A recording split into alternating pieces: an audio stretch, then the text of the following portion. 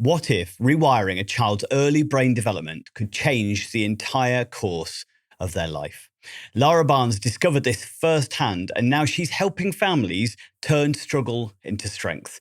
As a primitive reflex specialist trained in functional neurology, she helped her own son overcome speech, sensory, and anxiety challenges, and now empowers other parents to do exactly the same. In this episode, we dive into how early reflexes shape learning, behaviour, and well-being, and what to do to support brain development through targeted interventions. If you are caring for someone else, whether paid or unpaid, and no matter how many hours you do it, did you realise that you may be missing out on thousands of pounds of discounts for things that you may use every day? The Able to Care podcast is proud to be sponsored by the UK's #1 carers card. Started by two best friends who recognise that carers deserve better and are 100% committed to helping to change the lives of all carers and bringing them together as a strong community. Carers Card UK provides support, recognition and rewards. It offers reassurance by providing an ID card that helps access emergency information when needed, while also unlocking discounts, a wellbeing hub, a carers circle tool and a community through their app. All of this for less than the price of a box of chocolates a year. There are discounts on gym membership, days out, electrical goods, clothing and even glasses. Let others know you care while taking a little care of yourself with an ID card you can be proud of. Visit carerscarduk.co.uk/promo code/able to care today to order yours.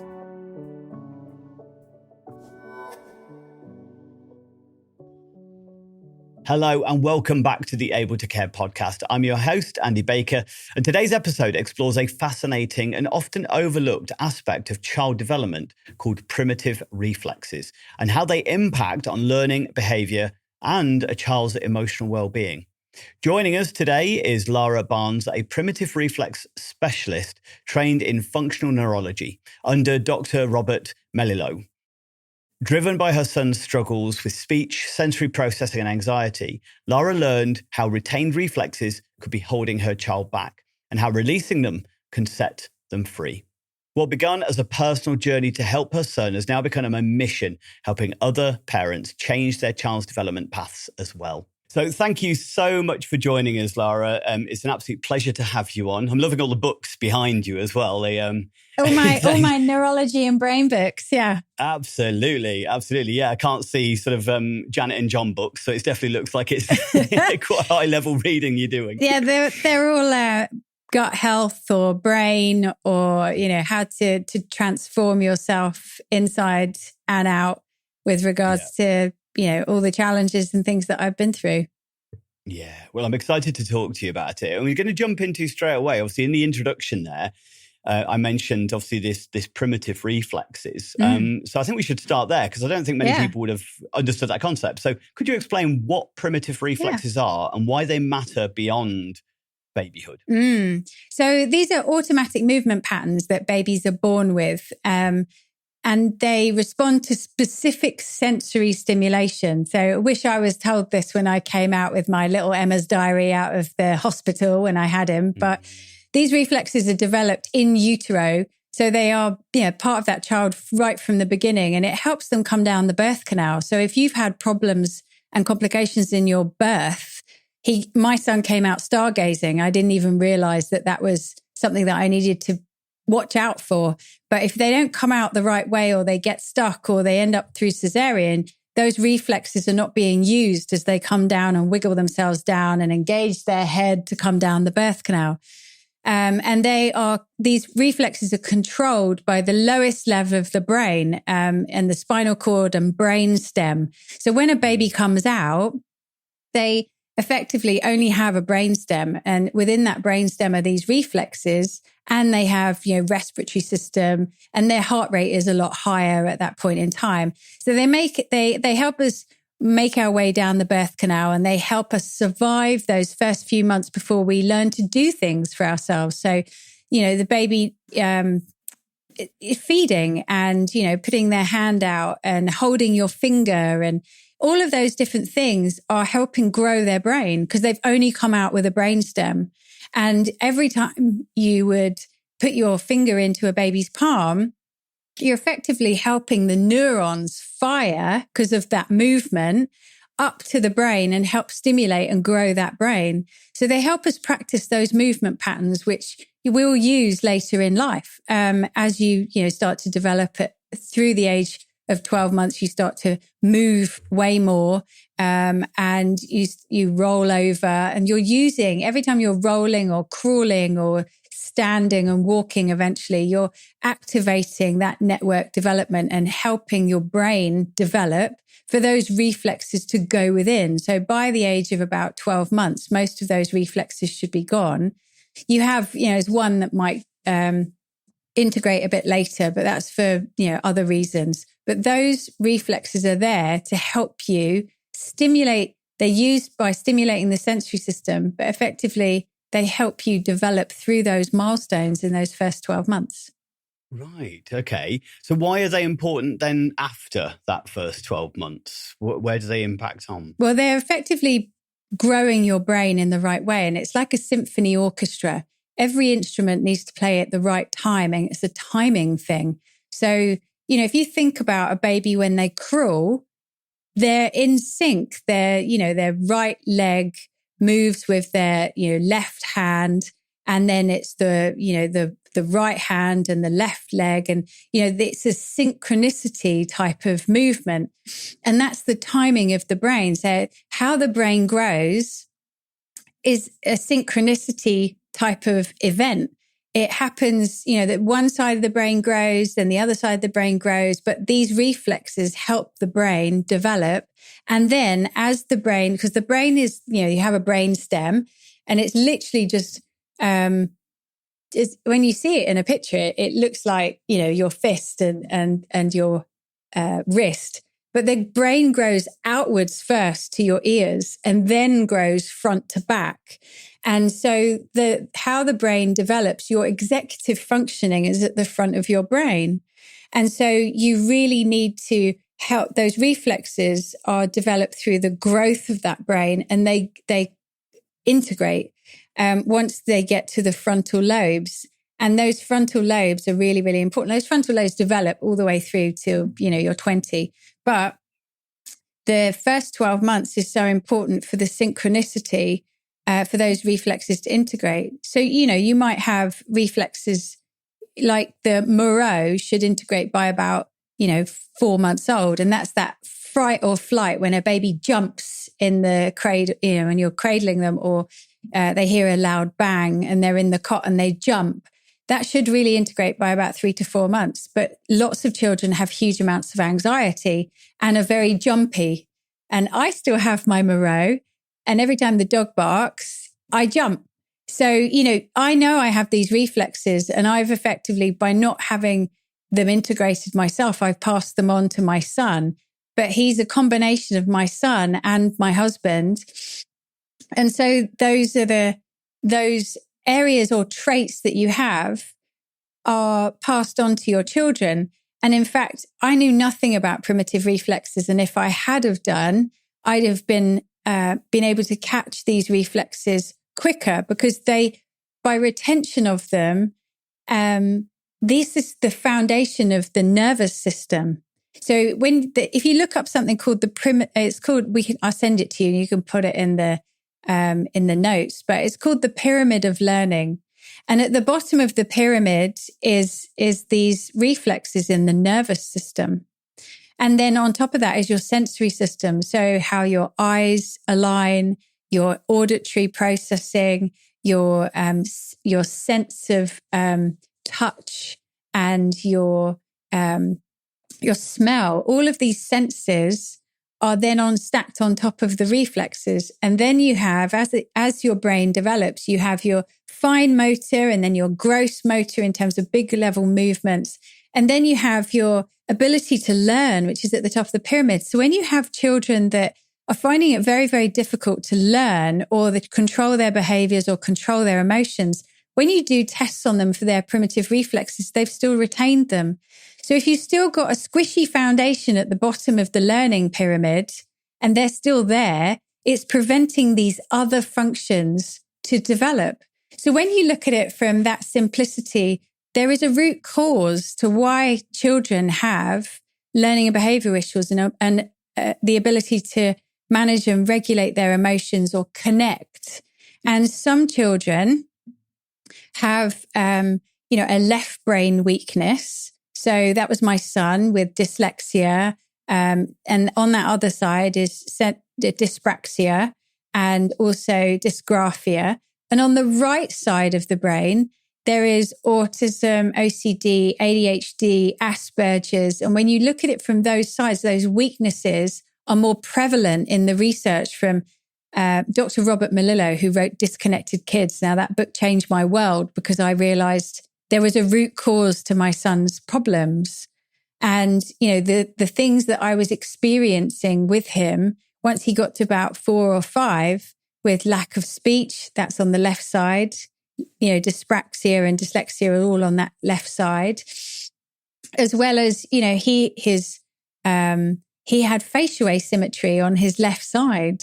And that's, to do with your cranial nerves, which are located in your brainstem. So when you look at the kind of facial asymmetry, body asymmetry, maybe his left shoulder was up more rather than his, the symmetry that you should have on both sides of your body. One eye could be bigger than the other. Your right foot might turn in. That's to do with your left brain and your right cerebellum. So there's different things that you can see through the growth of your child.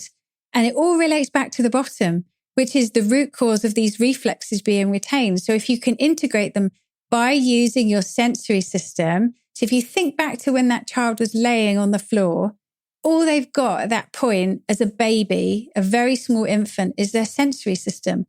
The light, the sound, touch. Those are the things that they are using most to grow that brain. If you use those senses and you use vibration for touch, you could use red or blue glasses for your eyes, and those are connected with different sides of your brain. And then you can use smell in terms of activating your olfactory bulb. You can use those different stimuluses and also sound in terms of different musics for different sides of the brain. You can then help integrate those reflexes. So there's just so much you can do for some of these children. And I'm so passionate about it because, you might get this diagnosis, but it doesn't mean to say there's nothing more you can do. They're just, at the moment in the UK, there is very little known about this. And a lot of the research is from doctors in the US. And there are certain doctors that, I've done training with. So Dr. Robert Melillo, and I'm on his practitioner directory. I've done training with Dr. Josh Madston. I know other doctors, Dr. Kyle Daigle and Dr. Brandon Crawford, and all of these names, they all have this experience. And there are, Dr. Connor Bohr, there's lots of them in the US, but nothing here. So my mission is to help as many parents as I possibly can in understanding these reflexes. And that's what I'm, specialist in and trained in. But there's so much more to it, and really understanding what's going on in the brain of a child with these different symptoms. Yeah, I mean, I'm quite familiar with some of the stuff that you said related to, but it's always been in my world as far as sensory processing is concerned. Yeah. So sensory processing and sensory integration. Yeah. So I'm familiar with the learning pyramid, for instance, and that when we're born, we're essentially sensory processing machines. That's all we are, and the brain is completely environment dependent and environment reliant. So if I can't modulate my senses typically, or can't discriminate with my senses typically, then we're going to a higher level of defensiveness rather than discrimination abilities. And that's kind of similar to what you were saying there with a slightly different language. So, and one of the things I think when we were chatting, we talked about the importance of kind of early recognition. So you said you trained in functional neurology when your son was 7 years old. So you kind of came into this. So was that too old for him? Was there still so much you could do at that time period? Yeah. And how were you able to change his trajectory from that? He's absolutely amazing now. And I'm just so happy where he is. So I don't need to worry anymore. And that's what I want to give to other parents. So where at the age of 7, we were at a point where he had these reflexes, and, it wasn't, so he was very anxious. He didn't cross crawl properly. So that was another sign. So, I realized this. He dragged his left leg, left brain. He had, massive amounts of speech delay. So that was really affecting him still at the age of 7. No ability to remember times tables or anything academic. We would start at ground zero every single time. He was very, very sociable. And that's, a really good trait of like a very strong right brain. But, he was academically not great, not good at following instructions. It was just lots of things that really held him back. And so what I did was I learned functional neurology from doing Dr. Melillo's course, and I got qualified in understanding these primitive reflexes. And I would come home after the course. I flew to Barcelona every single month to do this for 3 days. And I would come home and then I would look at all the videos and, all the course material, and I'd work out, because I'm not, I'm certainly, I'm a mother. I've got a very different career. I work in, managing teams in the tech industry for marketing technology. So I am not a specialist, like from an educational scientific background. But I went and learned this for the determination of understanding what I could do for my son. And I worked it out, and I worked out how I could navigate all of those very complicated neurology words and understanding the brain to what do I need to do with him to change his trajectory. And so I learned these reflexes, and I would practice on him because, that's what I wanted to come home and see if I could change that trajectory. And my God, I started to see changes within 2 weeks. So for a child of 6, 7 years old to not play with Lego, and we had a ton of it, I didn't realize so many things. I didn't realize that he couldn't actually pick up the pencil properly. He couldn't pick up the Lego pieces together and put them together properly. But if I integrated that Palmer reflex, he can now pick up Lego, and he plays with Lego. And within 2 weeks of stimulating his hand with vibration, he was actually picking up Lego. Now, it wasn't fully integrated in 2 weeks, but we've made such huge headway. We'd made that, that movement pattern had really started to change. And he was then using Lego and playing with Lego every single day. So for a 6 or 7-year-old boy not to play with Lego, it was quite upsetting for me when we had a ton of it in the living room and he wouldn't pick it up because he just couldn't do it. Yeah. But then he started doing it. And then we started doing a lot of movement around, there's another reflex around his ATNR. So that's an asymmetric tonic neck reflex. And this is the one that really holds back kids. So if you get your child on all fours and you make sure that their feet are straight, just laying on the floor, but they're on all fours, and you're going to, their elbows need to be loose but not locked. And then you turn their head to the side, and what you're going to see is their opposite elbow will bend if that reflex is actually present. And if you turn it to the other side, you're going to see the other side bend. Now, that reflex shouldn't be there. If you turn the head and the elbows don't bend, that reflex is, it's integrated. It's not there. But if it does bend, and it's sometimes the kids literally just, I have them in clinic, you turn their head and they literally collapse on the floor. So that's really quite a severe one. That ATNR reflex is also called the fencer reflex. So you might see your child sleep like that with their arm straight out, and their other arm bent. And that is because they've got their head turned. And I've got a picture of my son at 9 months old when that reflex should have actually integrated. And, I look back now and go, oh my God, if I'd have known this, I could have helped him. But that reflex, the retention of that reflex holds back children from, their eye alignment, their sense of balance, their ability to take in instructions. That reflex is so critical. and is always present in the children that I see that have either on the dyslexia side or even on the ADHD, Asperger's, like autism side. And integrating that reflex changes their world. And as soon as I integrated that reflex, the head of SEN came to me and said, "What have you done with him?" And I said, "Why? What have you seen?" And he said, "His level of attention and focus and ability to be in the room is very different. Tell me what you've done." And that man said to me, "I want to know because I want to see if I can do it with more children." And I helped him put a sensory program together because they'd done sensory circuits for like 6 years. And he said, "I don't think it's helping any of these kids. If there's something that can help them, what are you doing that I can put in place for a 10 to 15 minute program every day with these children?" And so I put that in place, and the teachers started to see changes in these children because they were activating and using these reflexes. And he was doing sensory stimulation as well with them. It was quite amazing. But when children didn't go to sensory circuits that day, the teachers knew it.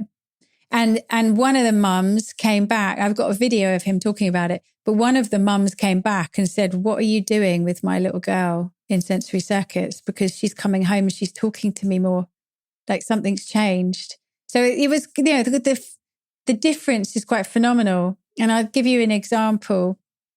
I saw a parent with a little boy, and it's quite emotional. I saw a parent with a little boy, six weeks, 10th of May it was, and he wrote to me this week, Monday, and it blew me away because he's been doing with his, I think he's 4, his little boy.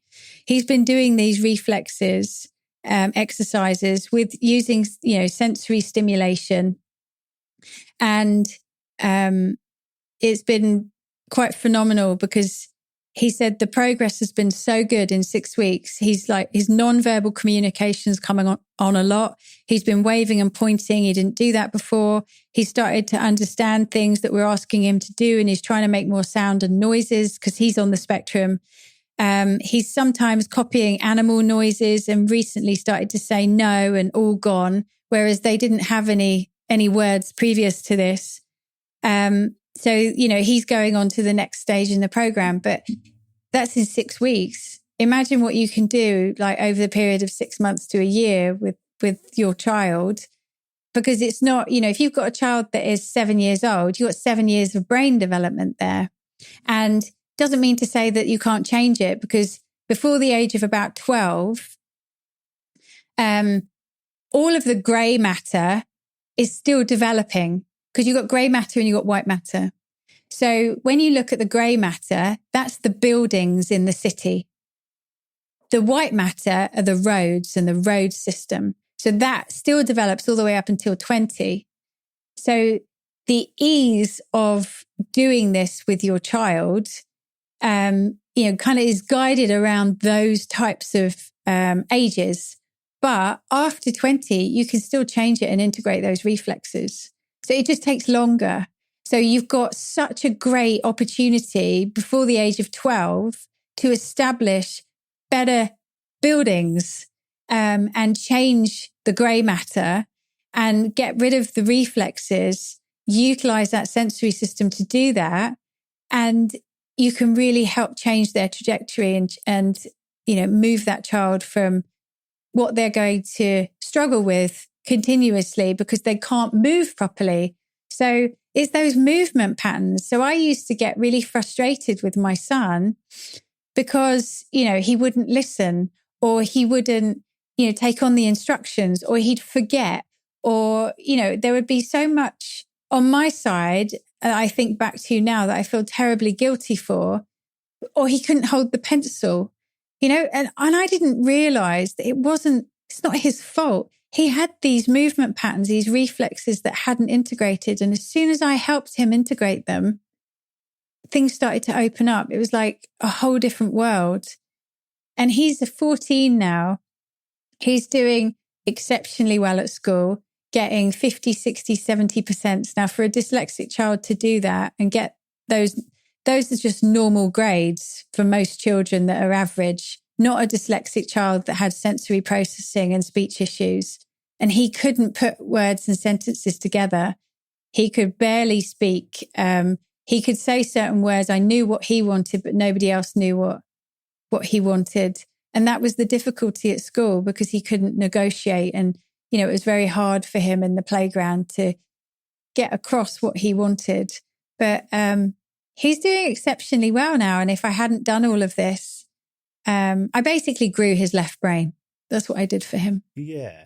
Well, that's what it sounds like, as you kind of summarize what you were saying there, from what I can kind of gather.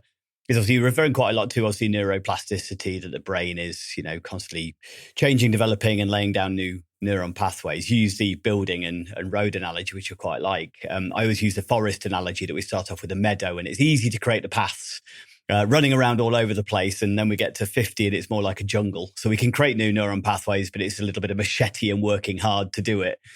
But obviously, if we don't run down those paths, they don't grow, they don't maintain, they get grown over.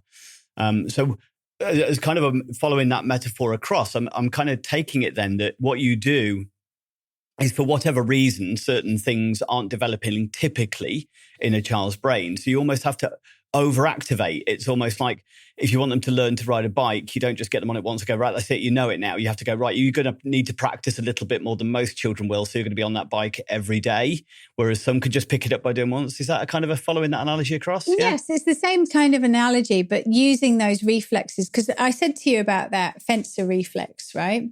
So if you think about a child that has their ATNR reflex, every time they move their head, their arm goes out. So if you've got a child on a bike, every time they move their head to look left and right, there's that automatic movement pattern that's happening because that reflex is still there.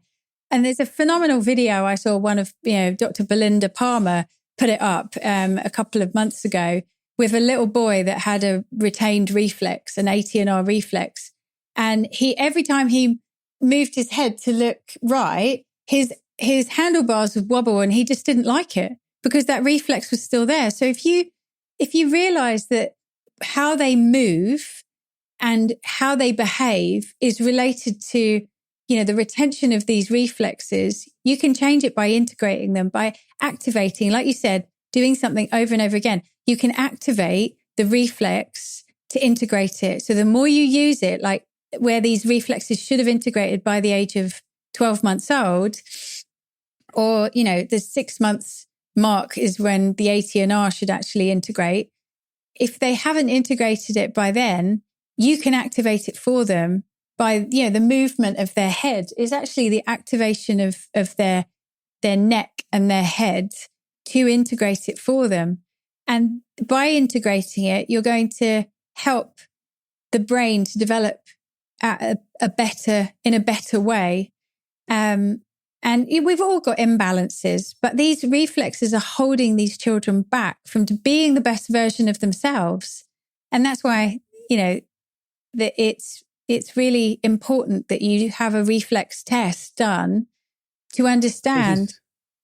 I suppose it's going back to really, as you said, it's, if they can't ride the bike, we might just think it's related to, well, we just need to keep trying this. But until you get those reflexes right, they may never be able to ride the bike. It's going back to what we'd expect them to already know. So with something like, so you're looking for that bilateral kind of stimulation, aren't you? And something's not working properly over the corpus callosum. So you've got to go, right, we've got to build that first, and then we can move on to the higher skills. Well, when you ride a bike, it's multiple movements, isn't it? So you're on something that's moving and it's a bit shaky and unstable. You've got your reflexes that every time you move your head, the handlebars move, but you're also needing to pedal at the same time. And that's like both sides of your brain need to be able to operate. And, you need to integrate those reflexes in order for that to actually happen, for both sides of the brain to grow. So, when I said to you that my son had, I grew his left brain, that's because his right brain had come on so much more than his left brain. And so by coming back to the beginning, to this reset button of, we're going to go to the foundation of the nervous system, and we're going to look at those reflexes, and we're going to use that sensory system to really reset the brain and set the foundations and put all those bricks in the wall at the bottom of the pyramid so that the rest can start developing. that's what I'm, really passionate about, because there's the root cause. There's the bricks that are missing. Then we can start to get him to be more functional. And from that function of being able to move properly, the networks of the emotions and the ability to regulate and not be, some children that are kind of very left brain strong. So the autism, ADHD, they've got no brake pedal because their right side of their brain hasn't developed at the front, their prefrontal as much. And so they're always on. You've got that on button and they're just go, go, go, but they haven't got the other side of the brain to kind of negotiate and say, hang on a second. Perhaps if you do that, there's a consequence. Most autistic children, there is no consequence. So, you can actually build that right side for that child by integrating and setting the foundations properly for those. And you can do right brain exercises. So, those are the things to help grow that right side, to open up those rivers that are just not flowing.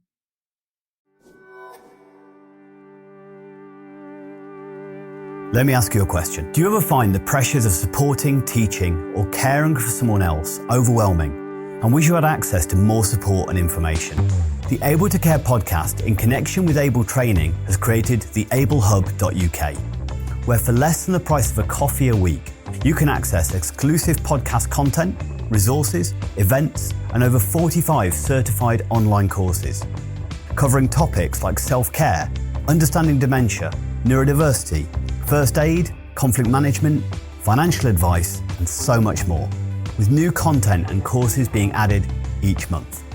We are so confident that you will benefit from the Able Hub that we are offering 14 days access completely free of charge. No contract, cancel anytime.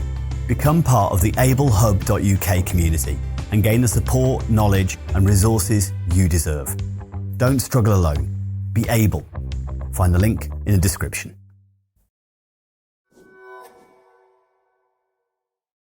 So I think you've given some examples there of some examples of reflex exercises with kind of, I take it, helping a person to manage their gripping reflex as one. I think you gave it the proper name. What you can do, I can tell you some. Yeah, I can tell you some. So I said to you about the ATNR reflex, that asymmetric tonic neck reflex, and getting them on all fours and turning their head and see if their elbow bends. That's one. Yeah. The other is with the hand. What you can do is you can use a pen or, the end of a paintbrush, and you can go across and your X marks the spot for the treasure, right? So you go across the palm, and what you're going to see is some children have really strong reflexes where their hand will just literally clasp. Right. But others, if you continue to do it, you can actually, you can see their fingers coming in. And that is a reflex that should not be there. And that's going to hold them back from holding a pencil properly. The other is the facial one, because the hand and the face are very connected. Because this is, if you go back to very infantile, you use your hands to feed, right? So these two are very, very connected. And what you can do is you can get a little paintbrush and you can go across the corner of their mouth and draw little cat whiskers on their mouth. And if you see their mouth kind of come towards the paintbrush or the pen, that's a positive reflex. And children that have speech issues, those two, the kind of the rooting reflex where the mouth is moving, like you should be able to go across your face and your face should not move. But what you do see is like you can see the chin go up, or even the kind of the lips come out, or they move towards where as a child they would move towards the breast to feed, right? But in fact, that shouldn't be there. And sometimes, these reflexes are stronger one side than the other, depending on, the side of the brain that is stronger or weaker. But if you've got reflexes, you need to get rid of them. And that will really help in that child's, trajectory. But those two are very connected with the hand and the mouth. And that ATNR reflex, that head turning reflex is, you get rid of that. It's like it transforms that child, particularly in terms of, it's mad how you understand what information you take in, how you process, your ability to learn, because these reflexes are, there's other pieces I need to tell you, which is these reflexes are at the bottom of the pyramid of learning in that nervous system. But what sits on top of it is not only your sensory system, but your balance. So your vestibular system. So children that don't like climbing or have to hold your hand as they're walking along the wall, there's stuff going on with their vestibular system within their, their semicircular canals, within their inner ear, because the vestibular system hasn't developed either properly. And then on top of that, you've got your eye system, and that sits on top of your vestibular. So if you've got balance issues, you're going to have eye issues. You're not going to be able to track.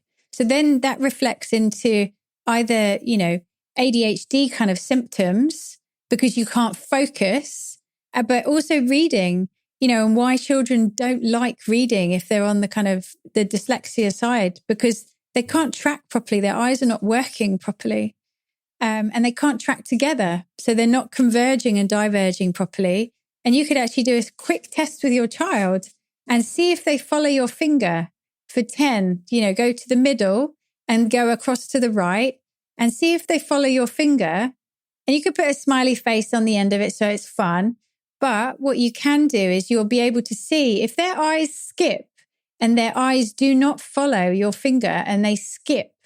That is a huge sign that there's issues there with the ability for their eyes to track. It's not about getting them glasses. It's about training those networks specifically and what canals are off to actually get those systems working. But you can train that if you know it.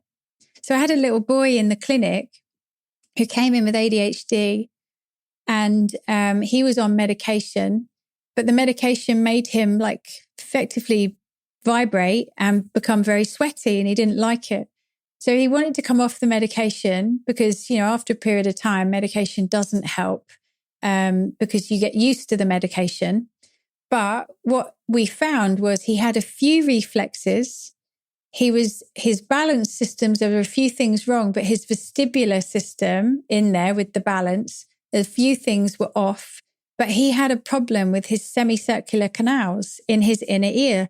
And that then showed me, because we did some very basic eye tests, that those systems were the ones that were causing most of the problems. And he could not track one side. He could track perfectly on his stronger side of his brain, but his right side, he could barely track. And he found it so difficult when I put his head in certain positions to track. Looking down, looking back, going across. He found it so difficult. And so I said to his mum, these are the issues that I'm seeing. And she said, but I've been to the optometrist. And I said, I know, but they don't look at it from these systems and system functions of reflexes, balance, and eye alignment. And she sat there and she cried and she said, if only somebody had told me this, I'd never have put him on the medication. So, we're working on that at the moment with him, and she's seeing, great results, less meltdowns. Because if your eyes aren't working properly together, and you don't know that, as a parent, you've got an expectation of your child. But as a child, you don't know what they don't know what they can't do or should be able to do. And they can't describe to you what's wrong. So it's about, it's like a puzzle map. You need to work out with your child where and what systems unstable or imbalanced, and then you can actually take the right corrective methods to fix that. Yeah, it's so important. I think I found fascinating, and you've kind of already mentioned it a little bit. I think people may struggle to go, well, how do those reflex movements around movement then impact on all sorts of other factors? And when I started to learn about this, it was like, if you take you mentioned the smooth pursuit movement there, which is, well, think about how many parents communicate. They tend to then point. Well, that pointing is follow my finger from here to here. So that's a smooth pursuit movement. So if I can't do that, if I'm explaining something to you, or go and pick up that ball for me, but my smooth pursuit movement, not only am I then struggle to engage and sort of connect and feel confident and build self-esteem through mastery, but also I'm losing out on opportunities for language development as you're using certain words. And so if I've got any sensory system difficulties, think about go under the table and pick up that big ball. There's so many discriminatory elements to that and movement elements to that and tactile elements. So my language is going to be built through experience, through that sensory integration. So that's where it all interconnected, isn't it? If the one can't be met, that's going to impact on everything else moving forward. Yeah, absolutely. Yeah. I mean, it is about going back to the basics, or what I term as the root cause of what my son was going through. When I read that book and realized, oh my God, I can go and see an OT, I can go and see, behavioral specialist, I could go and see an educational psychologist, I can go see so many different people out there that have different methods. But how do I know? Because some of these methods just come in like school. School comes in at the top of the pyramid.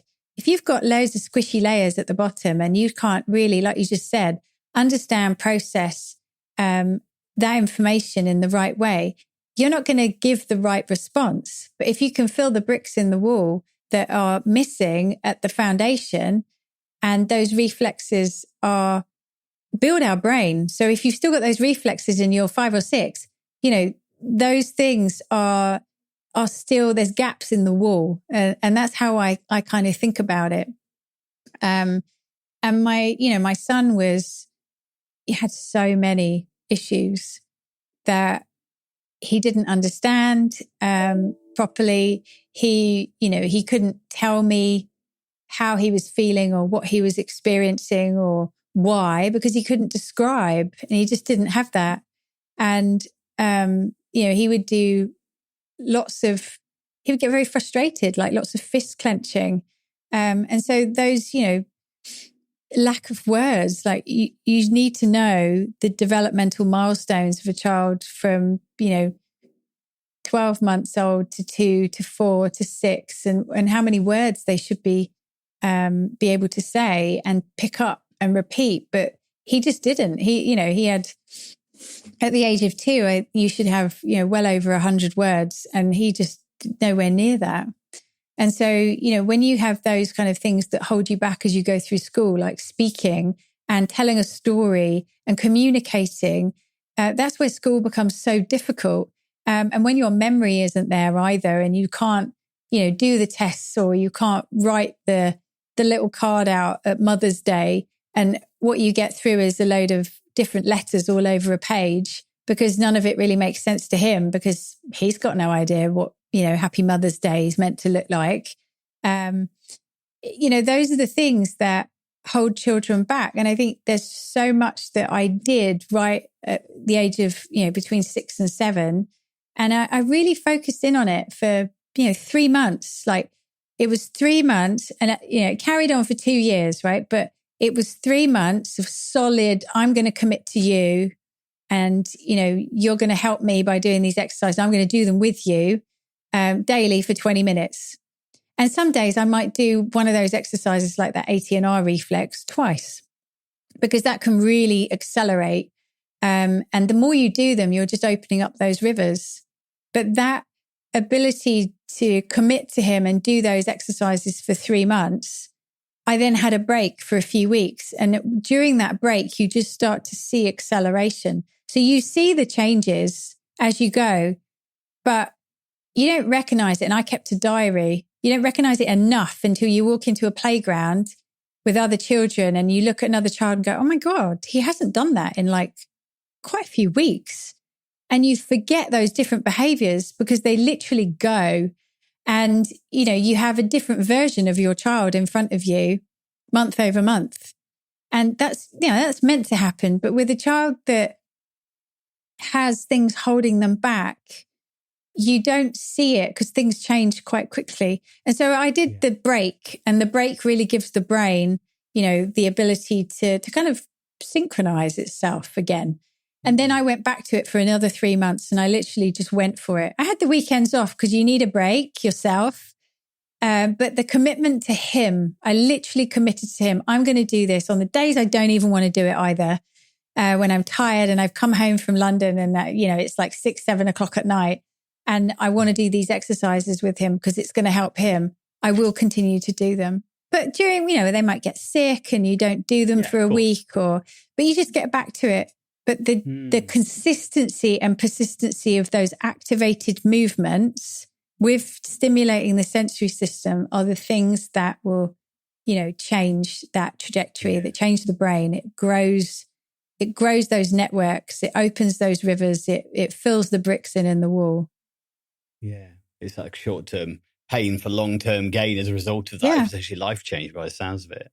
So after helping your son, and obviously, you must have been converted as far as this is it. This has changed his life. How did you begin working with other parents then, which is what you do now? Yeah. So I was like, I wanted to change the world when I read that book, Disconnected Kids, Realizing the Root Cause.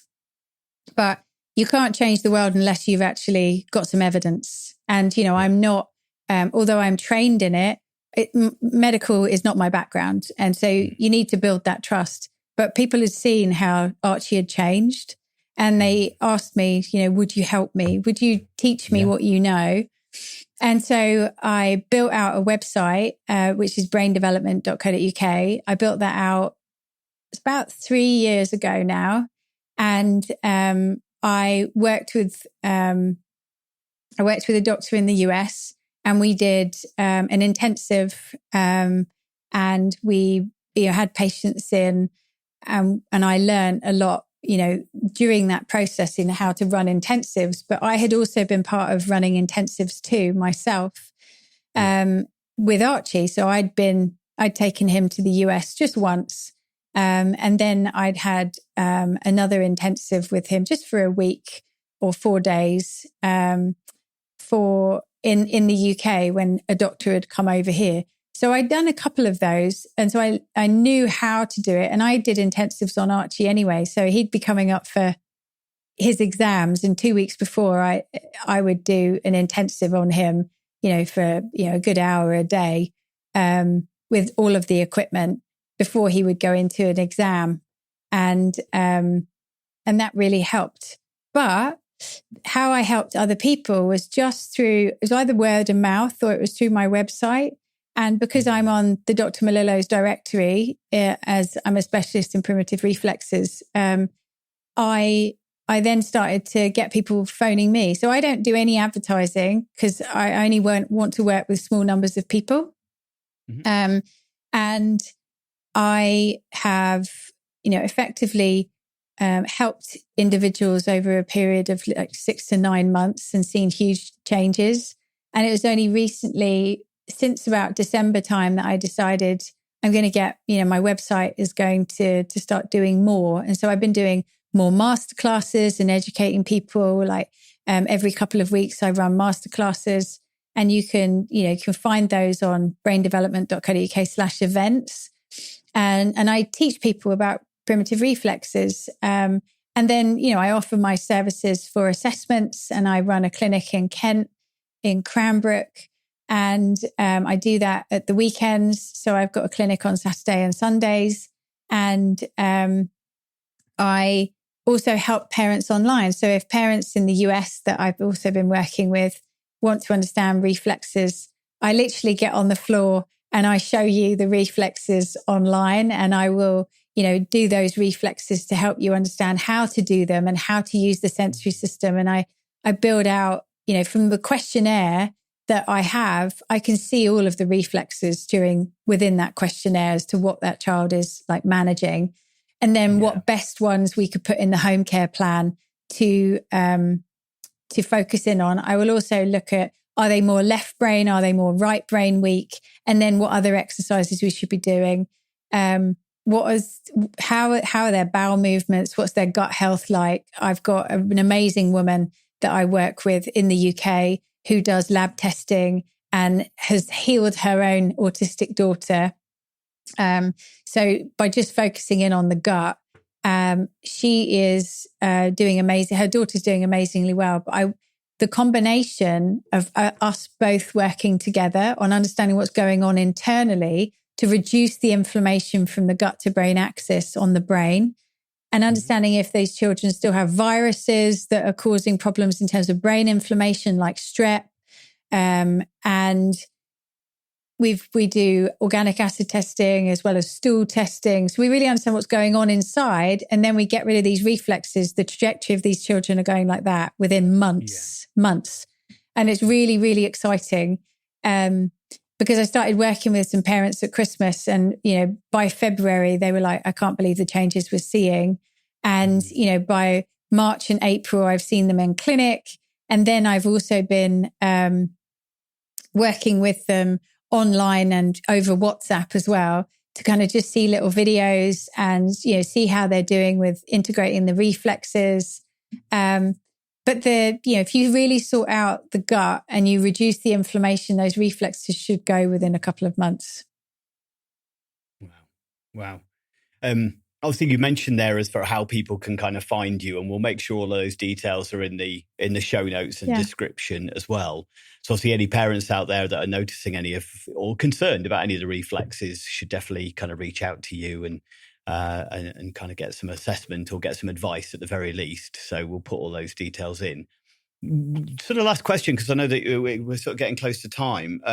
What would you say the biggest kind of misconceptions that sometimes people have about their own children or about this process? Where do you find the biggest kind of challenge against what you do? I would say that they've been to many, many practitioners to find answers. And they're like, why are you different? Yeah. And they've spent a lot of money trying to find the answers. And there isn't a magic bullet. And they want somebody to help them, remove all these challenges from their children. And I think the easiest thing I can do is explain what I do and how I do it and what impact it's going to have on the brain and what you would expect. I think the hardest thing is for the parent to say, I'm going to commit to my son or my daughter to do these exercises, because the consistency and persistency of doing them helps exercise those automatic movement patterns that need to integrate. But what can hold them back is diet. So you really need to, have a clean diet. And sometimes clean, interestingly enough, clean diet, removing the gluten and dairy and all of those inflammatory foods that cause all of us, problems. Those are the things that you need to reduce the brain inflammation, reduce the amount of, overgrowths of microbiome that shouldn't be in the gut, and feed the good guys to help the brain develop, because it's all about what's going on in the gut to the brain axis. Reduce that inflammation. Sometimes those foods that you're feeding that you might think that they're clean are actually causing excitatory behavior. So blueberries or, overloading. They might eat, a whole punnet of grapes all in one go. That's not good. Because that's causing high amounts of sugar or oxalates like blueberries to ferment in the gut, which then causes the brain to just excite. And, it's causing that heightened behavior that you don't want to see, because you want an easygoing, calm child, but you haven't. You've got a child that's bouncing off the walls. So there are certain things that, you can also understand more about in what you're feeding your child and what is going to be more beneficial to them. But, meats, vegetables, small amount of berries, but, just not overdosing on certain foods. But, the sensory side, you might have a child that just likes eating lettuce, like iceberg lettuce. And it's that crunch, they need to feel it. And the reason that they get that sensory system is it's hard for them to they only want to eat, crunchy foods, is because they can actually feel their mouth. So, I talked to you about the rooting reflex. They can't feel their mouth. They can't feel their body in space.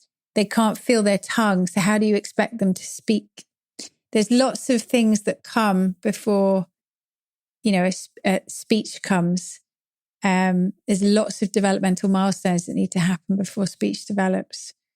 So, I've given you a ton there, but those are the things that I come across, because parents, like I did, spent a lot of money before finding these methods. But these methods work, and I truly believe in them.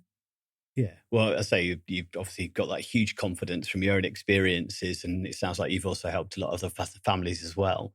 Well, thank you so much for spending a bit of time talking to me about it. It is a fascinating topic, and it kind of does underpin a lot of the stuff I do is sensory processing, because it does kind of tie in really nicely with that, of kind of managing expectations, but also kind of wanting the best for the outcomes for your child, which is, they're lovable just the way they are, but also can we provide them opportunity to thrive in the world that they're in as well, which is what, hopefully every parent wants for their children. So thank you so much. And we'll make sure there's a way that people can contact you and find you on the podcast.